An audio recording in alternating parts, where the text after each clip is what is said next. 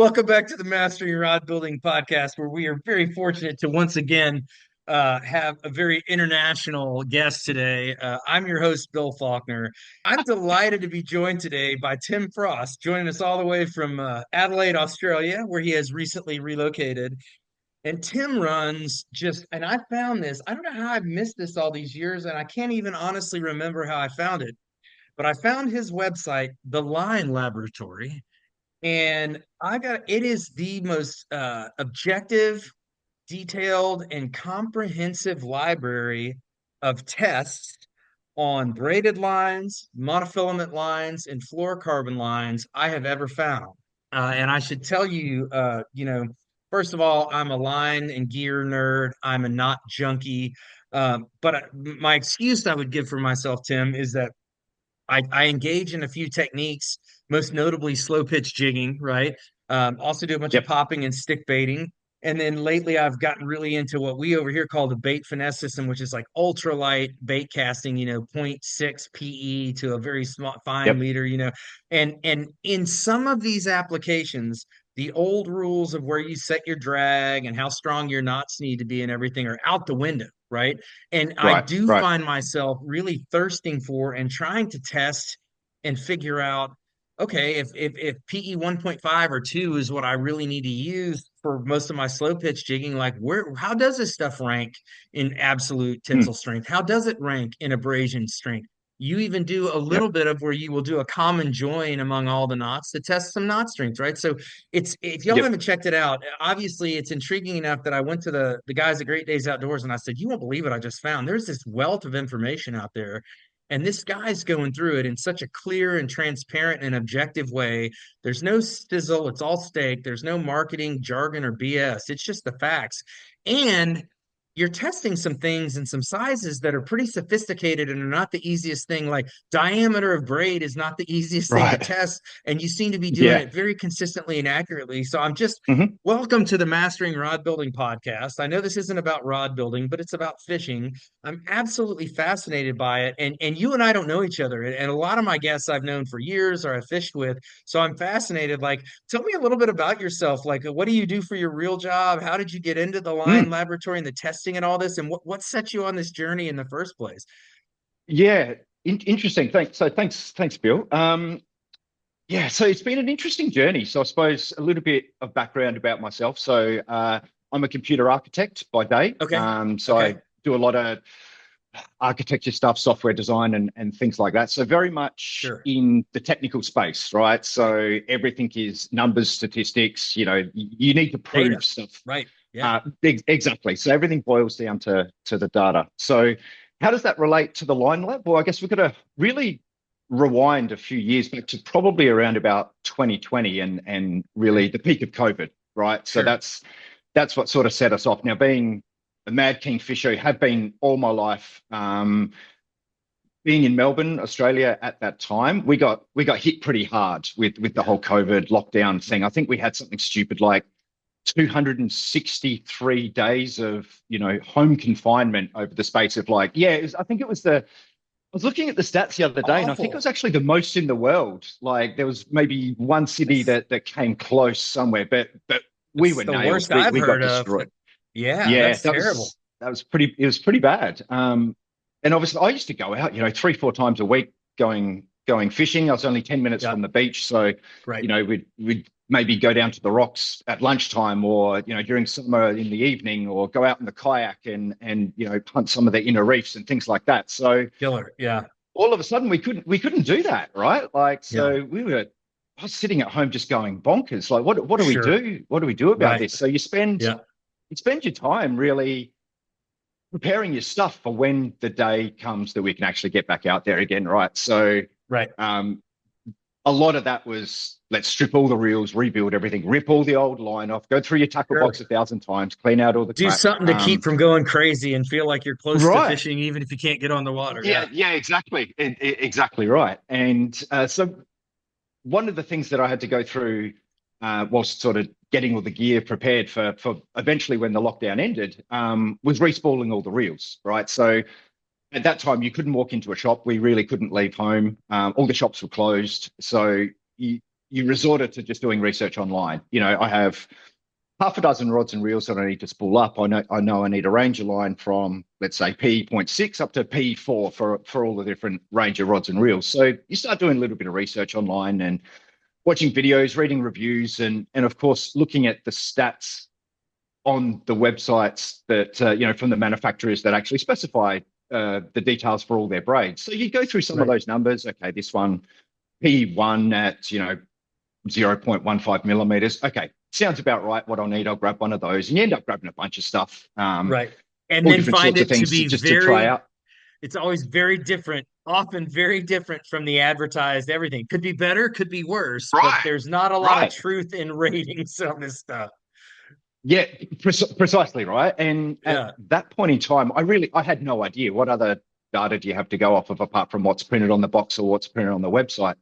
So it wasn't until I actually got everything home and started to spool up the reels, and you sort of have the two lines between your fingers. And you're like, hang on a second, something doesn't feel right here. I never Yeah. really I'd never paid enough attention to it before. You just sort of put it on a reel and you'd go out and off you go. But because I had that extra time on my hands, I really started to look at some stuff. I'm like, hang on, this line says it's 15 pounds and 0.1. This one says it's 20 pounds and 0.2. But, I can tell just between my fingers, something ain't right here. So I thought, okay, being a data guy, I'm like, well, what can I do about this? So I got nothing better to do again. So I start researching on trying to understand this a little bit more. And the first thing that I tackled was diameter. That was the obvious thing to me. I couldn't really test breaking strength just between sort of your two hands. So let's look at diameter.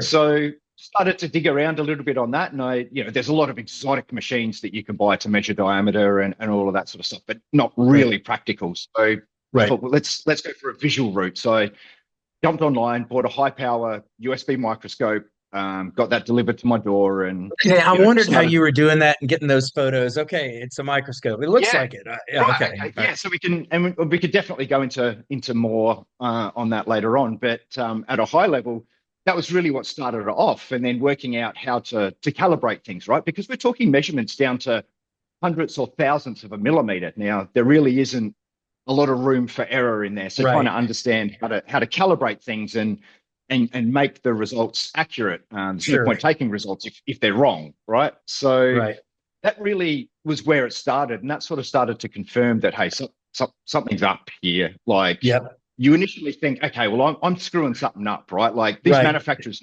they're making, so I've got to be screwing something up. So I'd slice and dice it and do it every way I could think of. I'd jump online and talk to experts and go, but what am I doing wrong? Like this stuff just doesn't make sense. And they're like, no, man, you bang on. So it was really then that the sort of the light bulb went off, and I'm like, yeah, I think we're onto something here. There's something a little bit weird.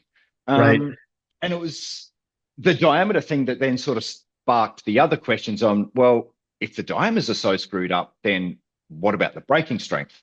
So that was another rabbit hole, right? So again, the research started all over again, and how to measure these things. So, fast forward, bought a bunch of materials and equipment and stuff, and just spent months in the shed just trying to bang something together that would actually allow me to test some of these things. And and then that started to really back up some of the diameter measurements that we were seeing. And that was really sort of how it all started. And then there was no intention for it ever to be made public, right? This was just me. Surely your exercise. Knowledge. Yeah. Okay. Right. And then I've got some mates on board and said, hey, if you got any leftover lines, send it over to me and we'll test it and we'll see what it all sort of pans out to be. And then I started recording some of it, some of the testing, some of the diameter measurements, the breaking strengths and things like that, really just to share with the guys that sent me the line. Hey, here's the video. I've just whacked it up somewhere. Check this out. This is what it looks like. And then it was about that time that we sort of had a pretty decent database of information, and I really started to understand, that there might be some inaccuracies in a lot of these line claims. And it was actually my son at that time. He was about 10 or something like that. And this is maybe 2022. So we'd been doing it for about a year or so. And he's like, you know what, Dad, nothing's real unless it goes on YouTube. And I'm like, oh, dude, like, There it is. okay. And I'm not a YouTube What's guy, your right? son's name? Jasper. Oh, kudos, Jasper. Well done. Yeah, man. So that's it. So I'm like, all right, dude, I need your help here. Like, you spend all of your free time on YouTube. You know how this thing works. Like, help me. How do we go about this? So anyway, Yeah. we played with a few things and just uploaded a video, really just for the fun of it to keep him entertained. And again, during COVID, they couldn't even go to school at that point in Right. time. So we were all stuck in the house. So, this gave us a fun little project to work on. And Sure. so we started uploading a couple of videos. And, honestly, I thought it was maybe me, a couple of my mates, and my son that might watch it. If we got a dozen views, that'd be a cool exercise, Yeah. right? Right. You And were kind of doing it just to entertain yourselves anyway, right? right, that's really all it was. And then it started to gain some traction. I'm like, holy crap, like people are actually interested in this stuff. So Right. kept going and going and going, and then really started to refine some techniques and go, Yeah. okay, well, people are interested in this. Let's really dedicate some time to it and see what we can uncover. And sort of fast forward, what, I guess 2 years later, and here we are. That's crazy. That's so cool. And so Yeah. just if you're kind of like trying to keep up with us, you can find Tim on Facebook by just searching the Line Laboratory, or as he says, the Line YouTube Laboratory, on you. right? I'm Right. sorry, what did I That's say? on YouTube. On YouTube, right. Yep. And then Yeah, yeah. the website is linelaboratory.com, right? And it's That's it. Line Yep. Laboratory is spelled just like it sounds. And to give you a sense, like you will not understand the richness of this data until you go there, right? But essentially, what Tim has done, and I'm going to have you walk us through this, but to just give people a Hmm. sense, right? You go to the homepage, and there are line testing results for everything he's tested, which is Mhm. incredibly extensive. There's a braid section, a fluorocarbon section, and a monofilament section. There's also a braid summary, a monofilament summary, and a fluoro summary. And just to give you a sense of like what kind of level of detail we're talking about here. If I were to go look at one of the braids under braid testing, it has what it is. He has all the marketing collateral provided by the company, literally like off their Mhm. website, a link to their website so you can see that he's not making anything up, exactly what it is, how they say it's made, what the construction is, what the composition is, all that. Then he's testing for every single one of these the measured diameter and how that compares to the claimed diameter or advertised diameter, the roundness or really out of roundness and how that compares or Yep. what variation occurs in that, because they all have some variation, the measured breaking strain of just the line itself, the abrasion breaking strain, which we'll talk a little bit about, but is a really clever Yep. test you devised to universally test these lines while under abrasion, which gives you a very different result than just the absolute measured breaking strain. And then just because it's how we use these lines, like all the braids have a FG not breaking strain, right? And again, it's not to say you should always use the FG or that's the only knot, but it's to have a Hmm. universal point of comparison in how Right. these things perform. And then he compares that, sort of compiles all that data and gives you these summaries where if you're saying, I need a really absolutely strong line and I don't care about abrasion resistance, you can rank them all by that. If you need really good Yep. abrasion resistance, you can rank them all by that. And then you have this really clever sort of, and I'm going to have you unpack all this for us and talk about your process Sure. because it's really thorough and really rich in data. I mean, it's just, I was shocked how much you have here. I mean, you could spend a week unpacking information and data. And I got to tell you, I've gone and looked since I found this. I went and looked at the lines I have extensive experience with that you have tested, and I found not that you need my validation, the facts are the facts, and this is scientific data, but I found it to be very consistent with my experience, right? Right. Using those lines in practical, fishing conditions. And I started using it to buy some of my lines, right? And to source Mm. lines when I'm like, because you know, if you're off 15% of the breaking strain in a PE6, who cares? I mean, you can survive it, right? Yep. If you're off, Right. Right.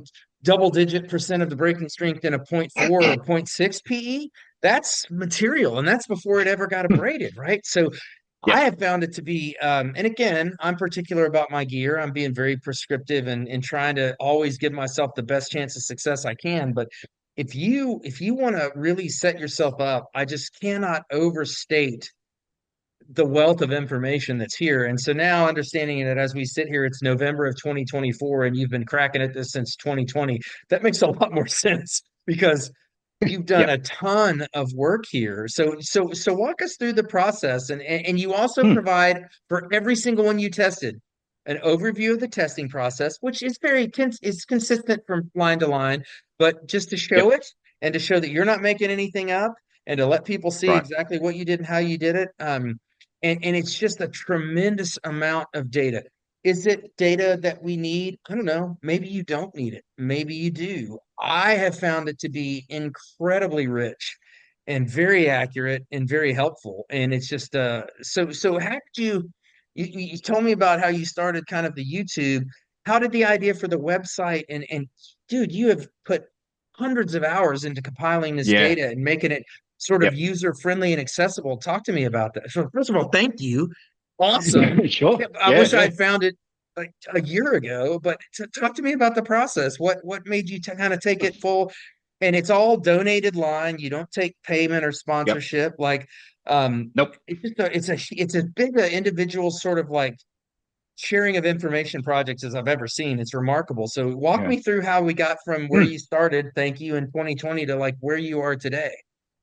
Yeah, sure. So you're right. Like probably 90% of the line that we test is all donated by people that either come across the YouTube videos or like yourself, just browse the website.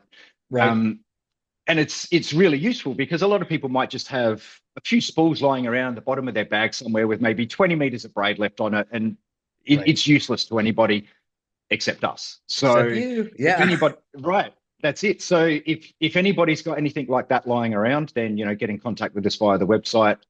We also have a full inventory up on the website. So any line that we receive, the first thing I do when we get it from the post is to put it in the inventory, right? And we'll get Okay. into some of that sort of stuff in a little bit. But Okay. yeah, we've actually got a full page on there. So I've got some Suffolk 832 in 30 pound. I got 20 meters left over. Do they want it? Well, jump on the line inventory, see if we've got that. Yep. If we don't, get in touch. We haven't got around to testing everything that we've received. Like we've been so lucky that so many people have donated some stuff, but each Absolutely. line takes a good few hours to test, right? So Right. Right. we've got At 200 least, yeah, and your process is yeah, incredibly thorough and sort of controlled yeah, and scientific and consistent. I mean, I guess we could have that's a it. theoretical argument of whether you're testing the right things, but I think you are, Of and the fact that you course, evaluate all these lines exactly the same with the exact same equipment and process, which you'll right. see is very diligent, very objective, very well done. Like that's part of how you and I got in contact was I've been trying to figure out you had to build your own machine to do this, right? Yeah, yeah, right, Yeah, right. you want to talk about that a little bit? Yeah, sure. So, back in the sort of 2020 when this thing kicked off, and looking at tensile testing machines, they're astronomically expensive, right? There's some amazing equipment out there, and as a guy that was just really doing in his backyard, Yeah, they start at 10,000 quid and go up. Yeah, right, right, yeah, yeah. exactly. And that wasn't really practical. So you do some research and you look, okay, so what's the most important thing? So first of all, you need an accurate gauge. So I thought, okay, if I'm going to drop some cash on this, the lion's share needs to be on the accuracy of the gauge. So Sure, I looked around for something that we could interface to a PC. Being a software guy, that sure. streaming that data to a computer was important, which means we can Right. capture it, we can do stats on it, and things like that. Yep. So that was where the majority of the money went, and then a lot of the other research was just based around line clamping. So that's Yeah, the that's probably fixtures. Yeah, yeah, that's so important, and that took a significant amount of playing around to work out a method that actually didn't break the line prematurely. As soon as you right, put a knot in or you cross it over itself, you're introducing weak right, points, right. and the It's the not a test valid data test. Right. becomes Yeah. right very very invalid very quickly. So Right. so that was the other challenge. So yes, I started off actually just building my own again because I like to tinker with stuff and I had nothing better to do, but It's actually funny that you bring that up, and I know you and I spoke about this over email a little while ago. Yeah. We've been trying to line this up for a bit, but scheduling conflicts made it a little bit challenging. Was Well, that somebody decided I had to move, halfway across the country, and that was a priority over my podcast. So I yeah, blame you. I yeah, blame you for yeah, that. Yeah. yeah. I'll run with that, man. That's cool. I'll take that hit. But yeah, so we sort of because of the traction that this got, this whole testing thing got, and I'm really enjoying it, and I think a lot of people are really enjoying the content and I know finding a I lot of it am. Yeah. extremely useful. That we've Yeah. actually and I mean just as of about 14 hours ago, taken receipt of a brand new tensile machine. So Here's the so reason that why I'm that excited about this. I'm going to try to yeah buy yeah yeah Tim's old machine. yeah that's it. So you and I were talking about this a little while That's ago, and right. I'm Yeah. like, yeah, just hang out for a tick. Like Yeah. we Yeah. got some things Exactly. in the works. So let me Yeah. get that over the line, and then we can talk some more. So Right. that actually arrived last night at about 6 p.m. Congratulations. Yeah. Well, Which that's good. is awesome. And the truck pulled up out the front, and the guy came off. And when they have to lower it using a hydraulic lift, it's that oh shit moment. It's Yeah. like, what have I done? And this box rolls off the back of the truck, and I'm like, oh my lord. So Yeah. this thing Significant piece of is equipment. Yeah. it is a significant piece of equipment. So it's almost as tall as me, and I'm a tall guy. I'm almost 6'3", and Yeah. definitely heavier than me. And Come I've got on, this box it's sitting. supposed to be 2.1 meters. Come on, what are you doing? Like, come on, Yeah, yeah. you're going to get thrown out of the down under if you're not careful. Don't Yeah, pander to our exactly. imperial, SAE feet and inch measurements. Stay true to the So crown, it's funny man. because we still we all the lines even here like are still referenced in Back and pounds, forth. right? Yeah, So yeah, right, it's yeah, like I deal day to day in millimeters and meters and centimeters, but lines are right. still pounds. I don't know why. So weird. It's just one Yeah, of those yeah, things. But right. anyway, so yeah, we've just taken, and I'm looking at it right now. It's sitting in the middle of my hallway, Have you and gotten I'm to set like, it how up am I and going to test move it this yet or thing? anything? Or No, it's no, literally not even still out of the okay. bubble wrap. So Okay, yeah. So anyway, so this is really the next big evolution. super And exciting. the yeah, which is cool, man. So it's going to take us a little while to get it set up and calibrated and all of that sort of stuff. We need to do some back to backs against the current equipment and find Yeah, some level of deviation or whatever there. But that's really right. the next big step for us, right? So I mean Yeah, that allows us to do some extra really cool stuff. So I kind right. of popped out around about 100 pounds for braking strength on the Yeah, current rig, right? We sort of right. just the gauge starts to deviate a little bit after that. And so Okay. I really tried to limit it. We have done above it, but things get a little bit less accurate. Yeah, Things start unreliable to get maybe. Yeah. wander a little bit. So Okay. we thought, okay, well, if we're going to keep doing this, then we need to step it up. So this thing can handle up Yeah. to about 1,000 pounds. But it also gives us a lot Cool. better information on things like, yeah, it's a beast. A lot better information on things like, so now we can directly measure stretch, which we couldn't do before, right? Ooh, So we can which I hear compare people say all braids. the time, braid has no stretch. It's Right. like, no, braid has minimal stretch. Minimal stretch. There Exactly. is some stretch there. And if you don't believe me, slow pitch in Absolutely, there is. 1,500 feet of water. There's You're going to stretch. find the stretch for Right. sure. Yeah. So we'll be able to directly measure some things like that. Right. Much higher capacities. The software Interesting. is a lot more advanced. So currently when we do a calculation on tensile strength, we Right. do that calculation sort of manually. I wrote an entire software package to manage the inventory, but we can maybe touch on that a bit later on. But all of these calculations, we have to do after the fact, after we measure diameter and Right. then we punch in the calculations and things like that, and we can calculate the tensile strength, which is a great single measure that allows you to compare any two lines. How can Right. I compare a PE 0.1 versus a PE 5? Well, you normalize everything to tensile strength, which is Right. a function of its maximum break and its Diameter. cross-sectional area. Yeah. Right. Yeah. Right. Well, yeah. So Well, you've got not to be exactly careful about diameter, close to diameter, diameter. right? Yeah. Right. Yeah. Yeah, because and I know you touched on this before, is that the profile of the lines are not round. They're just Not completely like round and uniform. Right. Yeah. there's almost no line that is totally round. Right. So that's one of the other statistics that we get out is how out of round is it? So we put a percentage on that as well. So we sort of found that a good line from a roundness perspective is about less than 10% deviation in diameter. Okay. Now, some of these lines, and it's actually interesting, it's a little bit counterintuitive that typically people think the higher braid counts, like the X12s, the X16s, and stuff like that, they do that to get them nice and round. But there's traits, especially we've found in the X12s, where they're extremely flat, almost like a ribbon, Mm, which is a little bit weird, and you it don't is really weird. know Yeah. that Right. until you put it under the microscope. And that's one of the Right. other things that we developed was method to measure these things under 360 degrees. So we Right. built a jig which suspends the line between 2 points that Okay. are supported on bearings with sort of 8 notches. So we turn it a notch. You can measure it under the microscope, turn it another notch, and you can measure. And then we reconstruct that using some CAD software, and which allows us to work out the cross sectional area. Because if it From was a perfect shooting it circle, at every 22.5 degrees. yeah, That's yeah, okay. That yeah, makes yeah, sense. That's yeah, crazy. So I hope exactly. people are listening to this and saying, I mean, when I tell you that there's a richness of data that is objective and scientific and unlike anything I've ever seen, he just Mm. gave you like a window into it. This isn't a country boy like me putting gloves on and pulling, Hey man, that was a pretty Yeah, hard break.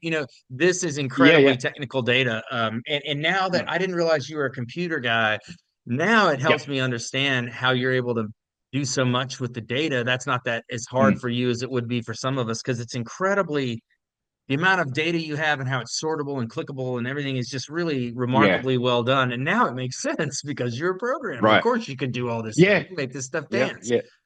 That's it. Yep. So Well, yeah, so it's that's and y'all, I'm telling you, I almost can't imagine someone who can't gain something off of this, right? So he's got mm, a ton of US domestic lines available here in North American lines. He's got a ton of high-end JDM product. He's even tested yep. a bunch of stuff you get off AliExpress that claims to be something high-end Japanese, and is it or is it not, right? And it's just again, Mm, unflinching, objective reporting of the data, right? Here's what happened. We tested right, it. Here's how we right. tested it. Here's how we measured it. Here's what we found. Do it to what you will, right? But it's a Yeah. fascinating amount of information. Like you mentioned the surprise and the epiphany that some of these different pick weave counts, of how many strands are Yep. in it, change characteristics. Like if I had to say, hey, you must have learned a ton doing this. What are your biggest learnings on braid?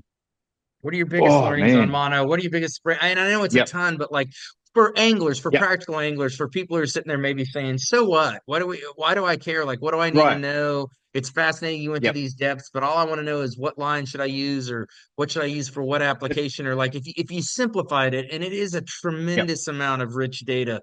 Like what have Yep. you learned about these things? Like what how's it change you as an angler and you the way you buy Yeah. equipment? Yeah, substantially, right? So I think you hit the nail on the head there. Is one of the most common questions or comments I get, a lot of the YouTube videos, and I get private emails through the website and stuff like, Sure. what braid should I buy? Well, first of What are all, you I'm doing? reluctant to Right. recommend something, right? Like, I Right. mean, I'm Right. not Yeah. I'm not biased towards one or the other, as you touched on. This isn't sponsored. I'm not inclined to recommend one over the other. There's stuff that I use that I enjoy. Right. Right. But I tend to try not to recommend it. The data's there. Make up your own mind. I don't want to Yeah. influence your And the decision. data, So, like yep. he knows the data. If you haven't looked at this data, Mm, like let's just pick a category. So I'm thinking about yep. traditional American bass and inshore anglers. Like a 20-pound, quote, 20-pound braid or 30-pound braid would be a Yep. very common size they would use.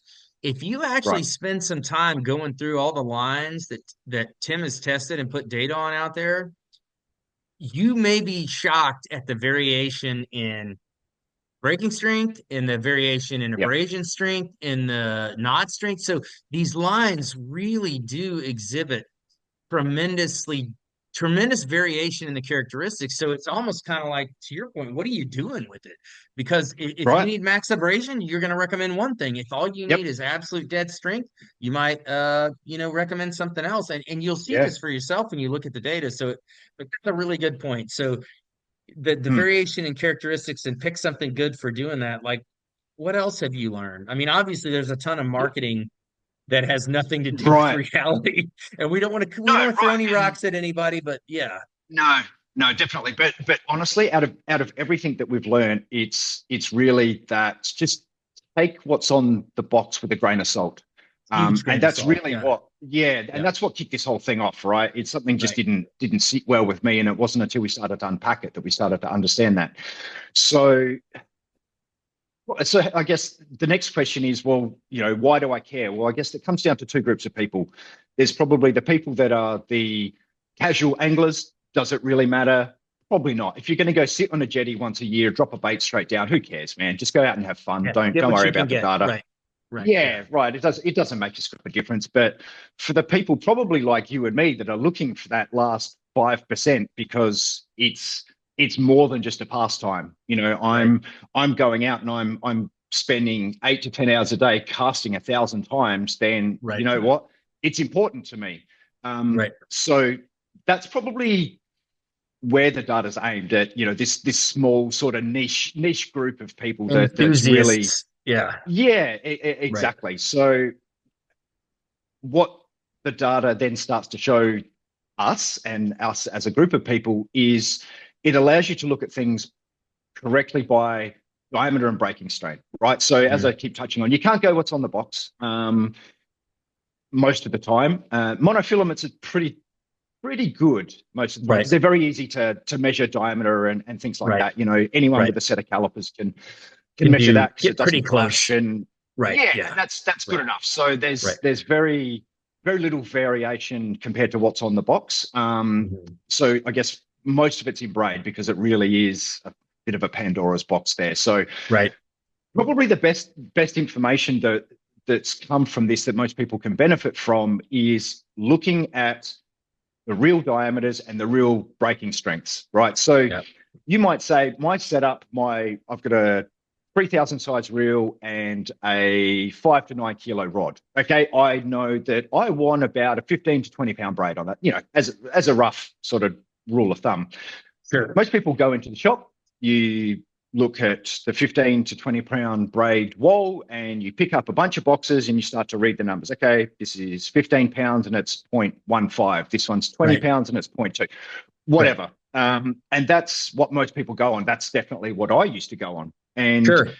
you make a choice based on whatever the right diameter, the right measurements, the fanciest box, whatever that might be. You take it home, you spool it up, and you go out fishing, and you go, something ain't right. Like Right. this something doesn't work here for me. And that was really one of the biggest things that I found was that by knowing true diameters and true breaking stones, Yeah. I could maybe go to the shop or buy online Right. something that, okay, well, this says it's a 10 pound, but in actual fact, it's a 20 pound. So I'm going to buy the 10 Right. pound box because I know Right. that it really breaks at 20 pound. Right. Um, what I've found personally is that, because I'm casting all day, is it allows me to get the right diameter, the right strength, and Right. it, it's all about the experience, right? Right. The lighter the Yeah. line that I can cast that's going to do the job, further, further more distance, I can get more Right. accuracy, Right. less prone to wind interference. All of those sort Right. of Yeah. Yeah. characteristics that are important Or to water the small interference. Yeah. percentage of Yeah. us. Right. Yeah. Exactly, same sort of Yeah. thing. So I'm getting exactly the right line Yeah. for the job. It's So pretty it was funny. really. There. Go ahead. Sorry. No, no. So that was really, I think, probably the biggest factor that I think that people should take away from all of this data is look at what we've tested and Right. pick the right line for the job. Forget about what's on the box, right? It could Right. be, and we've seen lines that are 300% off. And Well, I there was is just one going to say, example. And one of the yeah, things that's funny to me is you tested a 30-pound braid that is a friend of mine's favorite 30-pound braid. And I'm not going to name yep, names either of the friend or of yep, the line, but he's like, "Dude, yep, that's strong." And I'm like, that's too heavy, whatever. Look at it. You're like, you know why you like it so much? You think it's strong? Because it's basically a 50-pound braid by diameter and by right. breaking strength. It's not a 30-pound. Yep. And it's like No, egregious that they correct. put it in a 30-pound box. But, That's if it. your only Yep. evaluation was breaking strength and you thought, hey, this is an awfully strong 30-pound line, well, buddy, you'd be Precisely. right because it's Yeah, not by because any it's measure not. except for the label on the box. Yeah. Exactly. And Mm, yeah, no, and that's probably the biggest thing I think that people can take out of this. Just look at the numbers and pick something that's right. Just forget what's on the yeah. box for the most part. Yeah. And there's some other stuff. There was one that we tested. I think it was rated at 8 pounds and I don't know, 0.1, but it actually tested at 27 pounds and point 0.3. Like things, you got to question at what point Right. does marketing just come into the you know to with some of these rankings, and the marketing team comes in and says, well, we're going to market it as 8 pound, and what's our competitor's diameter? Well, let's go zero point zero 0.01 of a millimeter smaller than that. Forget about reality. Let's just Right. do that, because people, Yeah. if you have two Yeah. boxes in front of you and this one's slightly Yeah. thinner, Yeah. of course you're going to buy that. I would, unless I And knew they any might better. have So, squeezed and twisted and gotten a measurement that thin once on a section of yep, that line out of sure, yeah, 10,000 absolutely. meters in the textile factory. Yeah. Yeah, that's exactly right. So yeah, so that's one of the things that we do. We take multiple measurements to try and Right. understand what's realistic about Right. the line diameter. So Right. yeah, so I think probably the best information is that people can get out of it is just look for something that fits your needs. Yeah. The real data's there. Trawl through it. As you said, you can sort by various categories.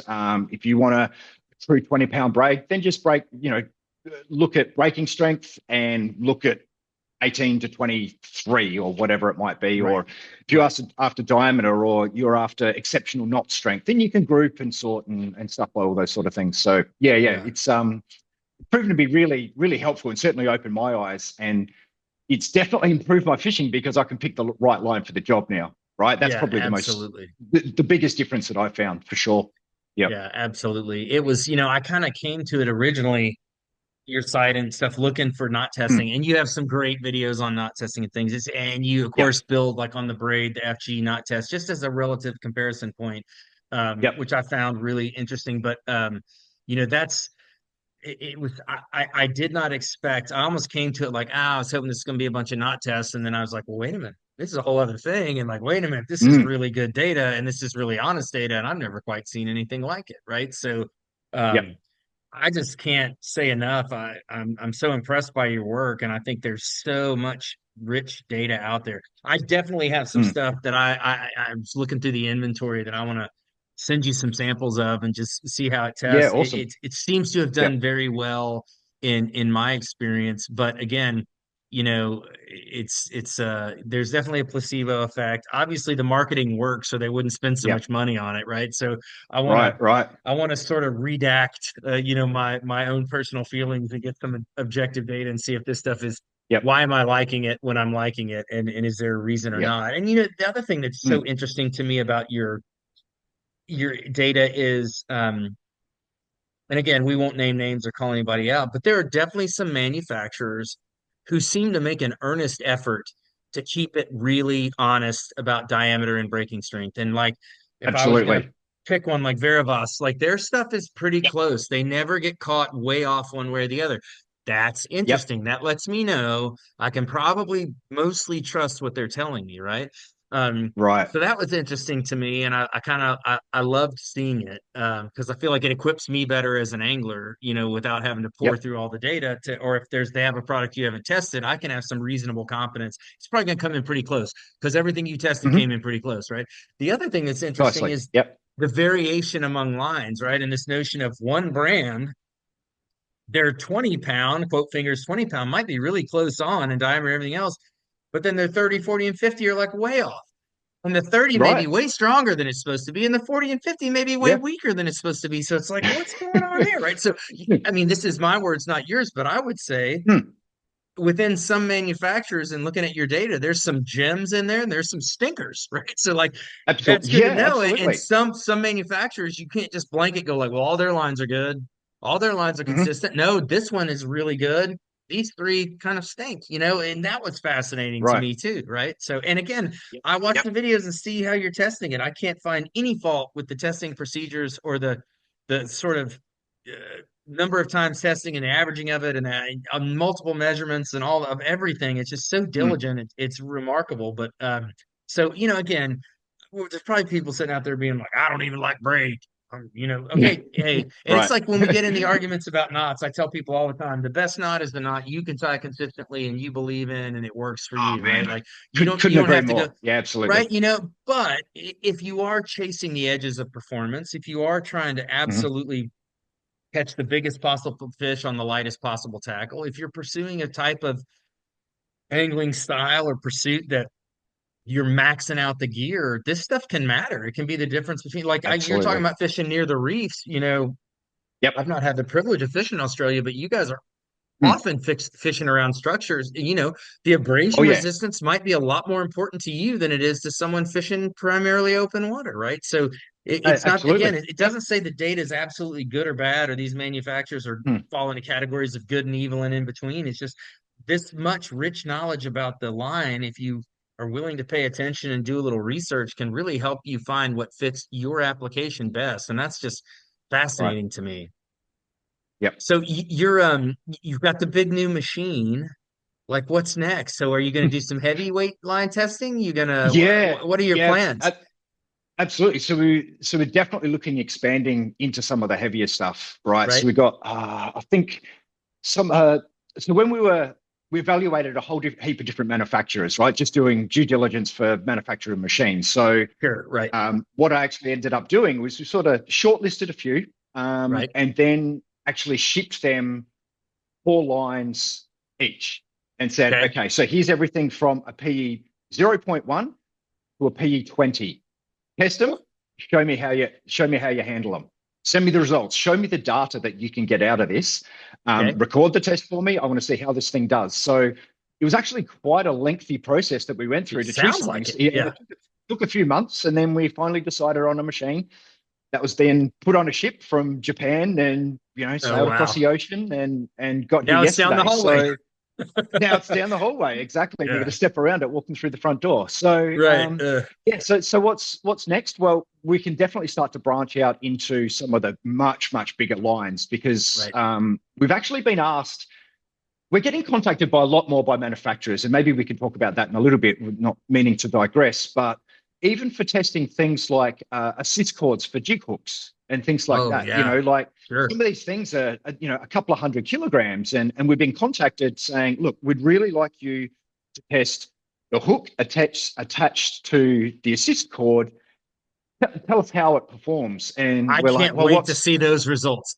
If they right? let you publish them, if they don't just ask you to provide them to them, and yeah, Yeah, that's yeah. awesome. Yeah, because that's a practical And fishing application. And like in jigging or correct. slow pitch jigging, we do that all the time. We're picking the cords, we're tying Yeah. our own assists, we're picking solid rings, we're Yep. picking split rings. Like how the whole Right. assembly holds up is fascinating, right? Yeah, Yeah, that's it. And we couldn't really confidently test that sort of stuff. So at that point, yeah, we'd basically respectfully decline and say, look, we don't think we're equipped to be able to do this yet. I get the right. purpose of it. I get the importance, Sure. but just hold tight on that for a little while. So Yeah. now we're at the point that we can actually start to do some of that stuff, test some of the really heavy things. We can, is the hook going to bend out at a couple of 100 pounds before the assist Yeah, cord man. breaks?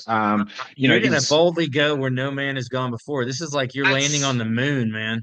Yeah, that's what we're really hoping to do, and really Yeah. start to branch out into some of these other areas, and the heavy monos for marlin and big tuna and stuff like Yep. that we just couldn't do, like the 200-300 pound monos.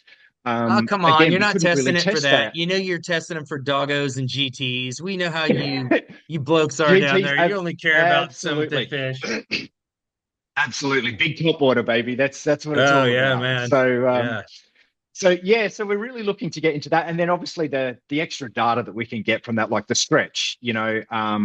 These monos are super stretchy. We know that the Yeah. braid has, not no stretch, but minimal, Right. according to the manufacturers of the fibers. And so if you take the brand manufacturers out of the equation, like the people that market the braid, you go back to the raw material manufacturer and you look at their data sheets, and even they Right. specify that it stretches. So there's no Right. way Yeah. that a braid isn't going to stretch. But you're Right. right, it's minimal. It's So minimal. Yeah, right. And people would probably be surprised if they knew. And again, this is just kind of one of those things.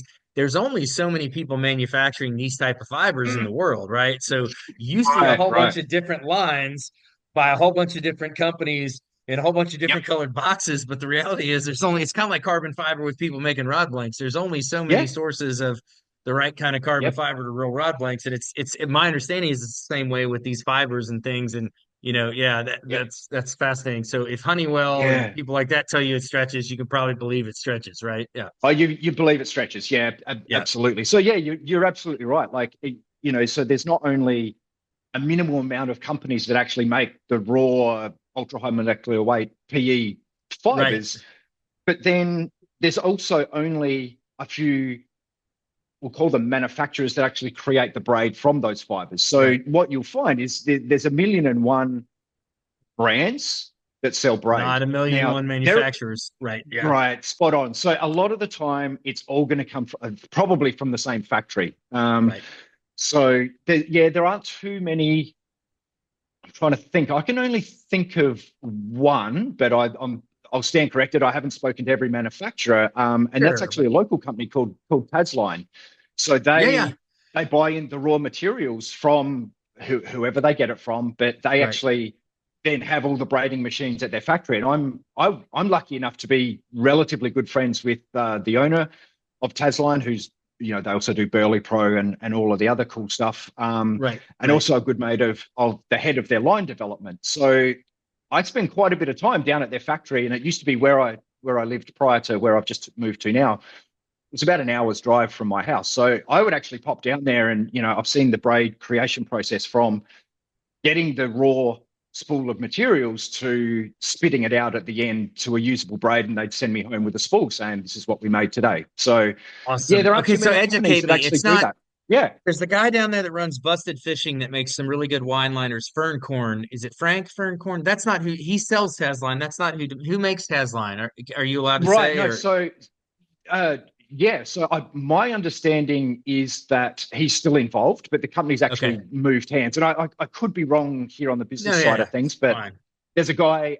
So the owner who's taken over the Tasline is Marty Gittins.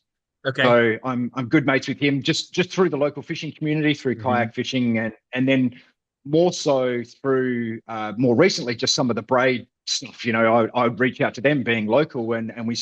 struck up a pretty good conversation. And he's extremely open, extremely knowledgeable, and he says, "Man, just pop down to the factory. I'll give you a tour. We'll sit down and talk about it all over a beer or whatever." So sort of Awesome. seeing the entire process was really interesting. Yeah. All the right from the raw materials to walking out of the door with a finished spool of braid and all the steps that go into it. And Yeah. probably one of the most interesting things was the quality control process. And I'm not here to sort of Yeah. spruik one brand over another, and I can only really speak on the perspective from what I've seen firsthand, is that their quality control is absolutely second to none. So, Right. Yeah. And that every matters. That's meter of important. line, Yeah. it really does, and that shows in some of the testing that we've done, Yeah. that a lot of the lines were either sent in, or if I find something cool and new that I'm personally interested, I'll just walk into a shop and pull out the credit card Buy and it. buy it. Sure. Yeah. Yeah, Yeah. that's it, because I'm interested in it.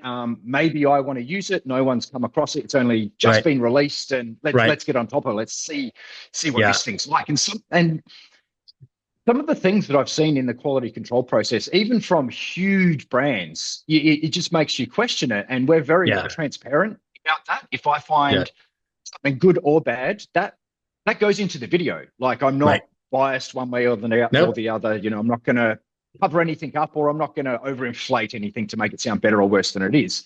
Right. But we've seen some lines from some really big brands that have some serious quality control issues, and it makes you Right. wonder, hey, actually checking this stuff? Like, okay, Yeah. Or did they buy we some remainder, or did they push the price down right, far enough that they got what they paid for? Or yeah, yeah, something. Right. Yeah. Yeah. exactly.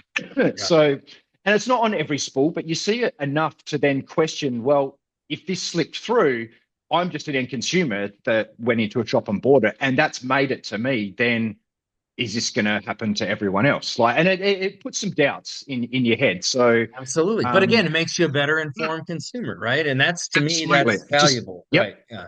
just Yeah. yeah, just check it. Whereas you might go and buy a spool from a well-known brand, and you would just blindly then just put 300 meters on your reel. Well, what you may want to do is just run it through your fingers as you're putting on the reel. You might find something Yeah. Yeah. 150 meters in that you're going to go, oh, hang on a second. Right. If I'm 150 meters a line out and I'm onto something good, this is going to pop. I know Right. this is going to pop. It might not Right. pop on a cast, but if you're getting Right. smoked by something and it's Yep. pulled 100 meters of drag, you don't want it to pop. So Right. some of those things we've found are like, oh man, you got to be Yeah. really careful with this. And Yeah.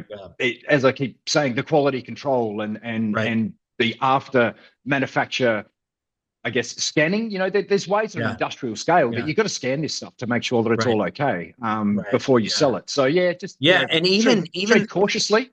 yeah, and even the quality of how well the manufacturer spools it, right? Like sometimes you get Right, really right. well spooled spools that you can spool under tremendous tension, like you should if you're going to Yep, be fishing those yep, high drags.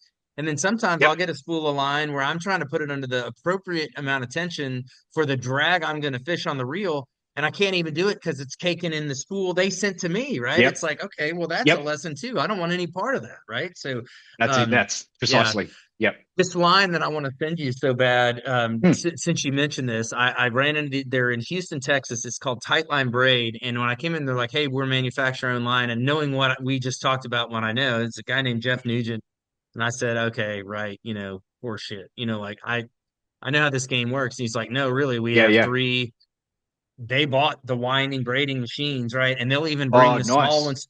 They're doing it all in house, and it's been no BS, very high quality, very reasonably priced so far to me. So yeah, that's my Hmm. commitment to you. I'm gonna Awesome. bundle up a bunch of tie, and he has some solid core and some different pick counts in that, and he has some hollow core, some of which is Yep. spliceable, most of which is spliceable, and even down to some small sizes. And so, again, I haven't had the means to test it objectively and kind of scientifically like you have. It's been Hmm. very, very good to me on the water, right?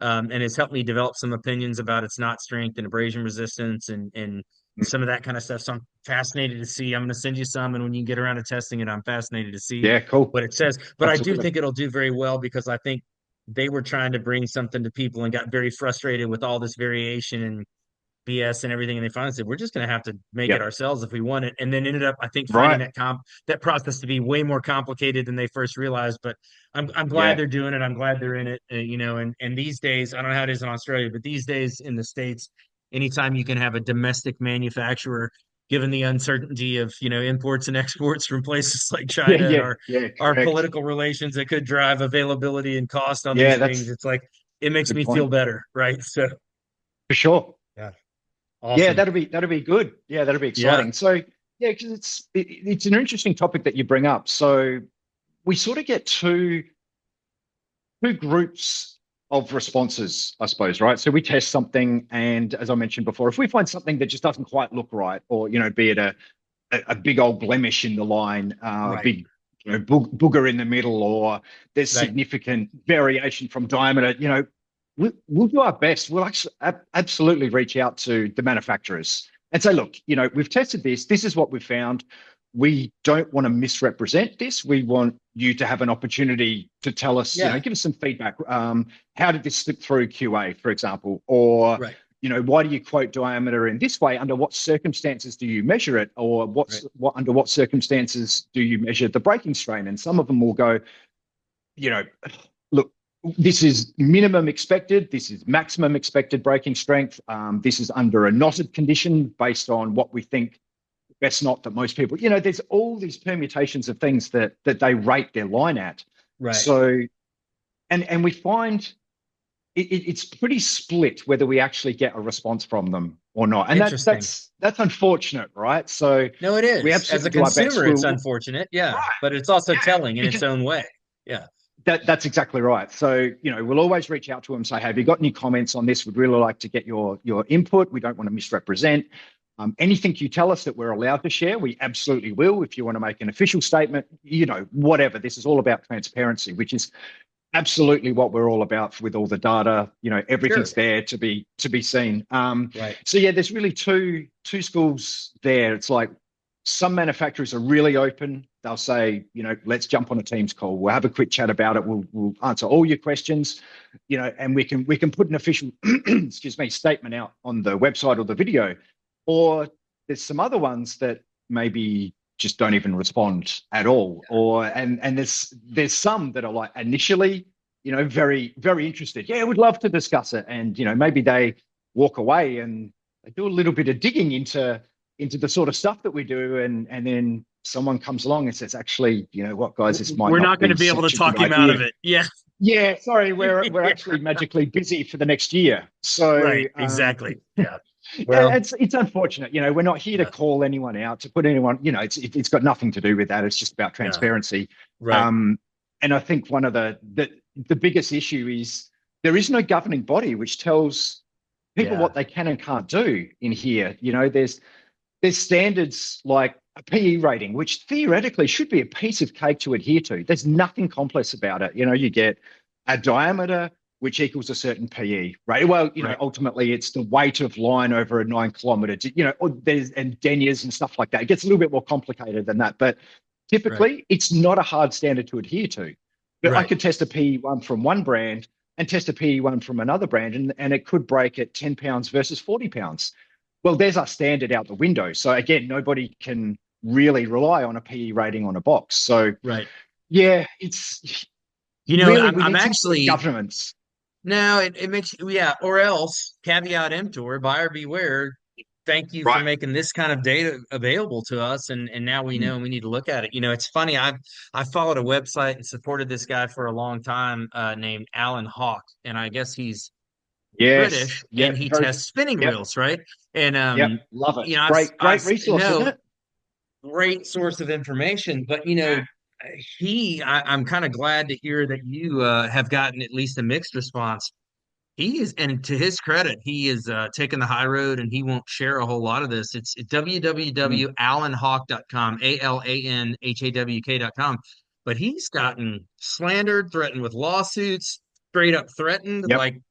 And look, Yep. he's just, And he's, same's happened here. Yeah, absolutely. see, such a Some of this drag to some me. of this Yeah. legal stuff. So, and I don't want to get Yeah. involved in that rubbish, right? Like this is not Heavens no. this Yeah.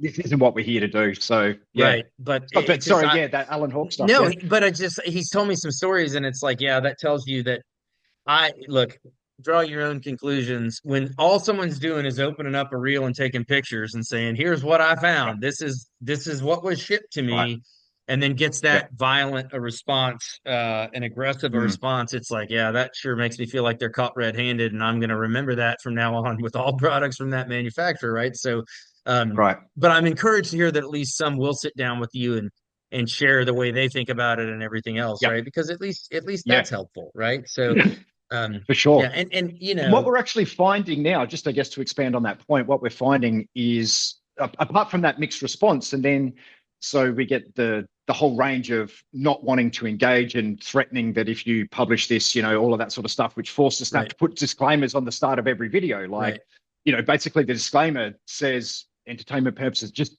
for Christ's sake, don't sue me. That's really all that means. We're just yeah, doing our best here. But what we're now finding is that now we've I'm reluctant to say credibility behind us, but yeah, maybe a little bit of credibility that the way we go about things, we're actually starting to get proactively contacted by manufacturers going, hey, we know what we're trying to make.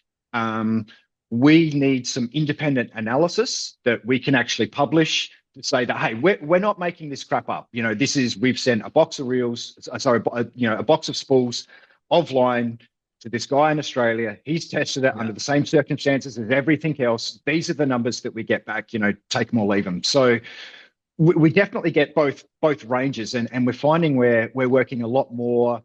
So not only with brands, so we're finding that because very few brands make their own braids, right? So they rely on the manufacturer to send them what they think they've asked for. So they don't right, really know what they get delivered. So it's like, hey, we're gonna send this to you. We just need to double check our labeling and all of that right, sort of stuff, right. Yeah, and yeah, every every braid is labeled as the world's thinnest and strongest and roundest. yeah, It right, almost every exactly. box has that on it, right? Well, is it really? Like is Right. it round? And we've actually Yeah, had some brands that have purchased something thinking that it's round, and it's not until we put it under the 360-degree thing, and we're like, dude, this thing's as flat as a ribbon. Like, not right. necessarily a bad thing, but you just need to know what you're What you're about to getting buy. into. Yeah. Right, that's it. So, and that's sort of caused some discussions and that, which is great. Yeah. So, Yeah, no, the yes, consumers win. Consumers win with this transparency, and I can't applaud you enough for. I'm just so impressed with the work you've done. It has mm, been so helpful to me personally. If people want to support the site, if people want to support yep, what you're doing, like how can they help? Obviously, they can check the inventory and send you braids you don't yep, have. How else can they Yeah. help? Do you do sponsorships, Patreon, SEP donations? Like, Uh, what's yeah, look, so not at this point, we're okay? definitely not sponsored.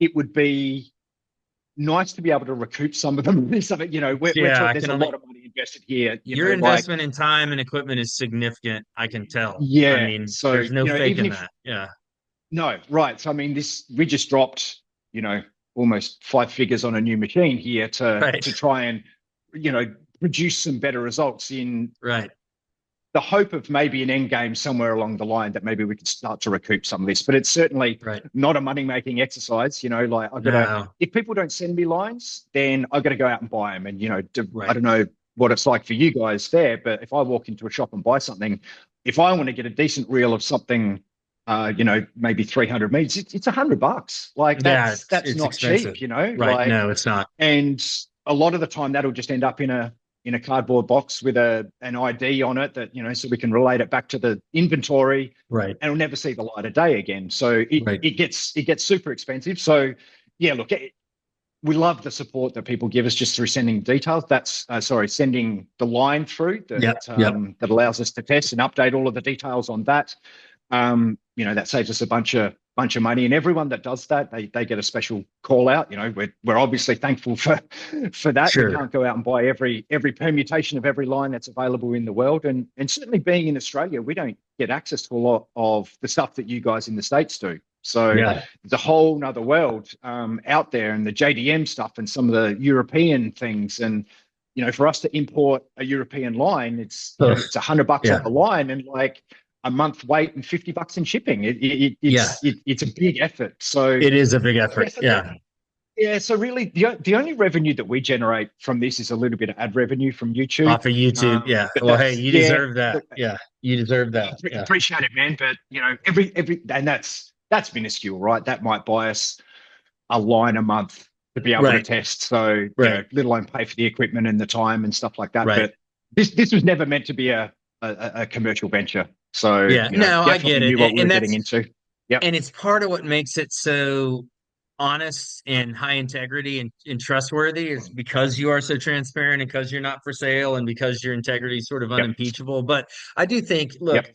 you're talking about the manufacturer's response. I suspect people who listen to this podcast are going to fall into a couple of categories. One is going to Mm. be interesting. I don't need it. What I'm doing is working, and it's what I've got, and I'm gonna Right. use it up before I even think Yep. about buying anything. Okay, and then there's gonna be people like you and me. They're gonna nerd out on this stuff. They're gonna learn a lot, and they're gonna say, okay, this is actually gonna Right. really inform my buying decisions going forward. If you fall Yep. into that latter category, like I know I have. And I'm so delighted to meet you and to have found this. Yeah. It Yeah. almost haunts me that it's been out there since 2020 and I wasn't aware of it. But if you're one of those anglers, Tim would never do this, but I would urge you look at the inventory, see what you've got or have access to. We've Mm. all got remainder lines sitting around that's been properly stored in good shape. Don't send him a bunch of junk. Don't send him a bunch of stuff you peeled off a reel that's he can't use. But if you got Right. Right. ends, I've got countless ends of spools and a lot of them you've already got, which I'm impressed by how much you've already Mm. tested. But like that would be my ask on your behalf is, hey, if you see a line that's not in the line inventory, you're interested in this, be patient. It takes time. He's got several in the queue that he needs to do. He's got to get this new equipment running and Yep. everything. But please send him some. Yep. And just on behalf of those nerdy OCD anglers in that second category, Yeah. Yeah. Yeah. Tim Frost, man, you're one of my new heroes. Like I'm Thanks, so dude. blown away by what you've done. Thank you so much for all of your efforts and for sharing all this data. Like I really don't know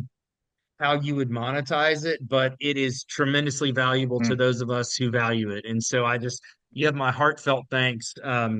And like I said, I got a bunch of stuff I'm going to send you, and I will also make you That's the awesome. offer that as part of my affiliation, as the North and South American distributor for Fuji products, I'm in Japan a couple times a year, so we'll correspond offline. But if there's any of those JDM lines you really want to get your hands on, Oh, dude, that's awesome. They're hard I'll to be get, there in man, for 2 weeks. sure. I can get it for sure. Oh, that's Right. awesome. So let That's me awesome. know. Yeah. Yeah. Yeah, that'd be Well, good. man, thank you so much. And thank you to your son for just the spark and the Yeah, COVID. I'll pass that on. Yeah, he'll be It's so stoked. interesting because it's so close to how my YouTube channel that has in many ways has turned into this podcast started back actually Yeah. pre-COVID, but it was sort of I'm saying, man, I wish there was a way I could do this, that, and that. And my son's, he's now 20.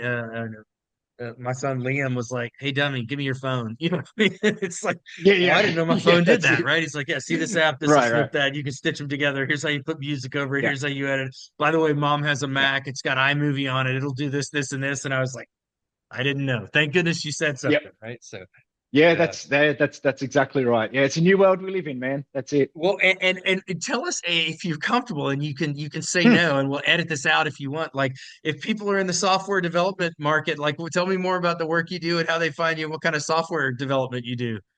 Oh, yeah. Wow, that's a big question. So I work Well, for a you can very large decline or defer organization. if you'd rather. It's fine. No, I just no, no, yeah. no, not at all. So it's been an interesting journey actually. So I've quite a mixed background. So Okay. I have Most a sports Australians do science degree. Ah, Yeah, a yeah, right. sports science Yeah, degree. Okay. sports science degree from What's your university. sport? Is it rugby? No, so I would being 6'3", skinny white guy. I was always basketball, but Okay. Okay. All right. yeah. So, but only being 6'3" and a skinny white guy, I was never going to make it big, Right. unless Yeah. Yeah. you're 6'6" and 200 pounds, you're not gonna Right. make it. So, That's a shooting I put the guard these sports, days. Yeah. yeah, yeah, barely. That's right. So, yeah, so I did my sports science degree. So that's Hmm. not specifically focused on one sport, but it's biomechanics and Right. nutrition and physiology and anatomy, all of Right. those sort of things. Right. So very, very science based. And then Yeah. Yeah. I wrapped that up after my 4-year degree and sort of, I was maybe 20 at the time or something like that. And like, Hmm. I'm 20, man. I don't want to study. I don't want to work. I just want to party for a while. So I Right. took a bit of a break in between study and getting into the workforce. And then Right.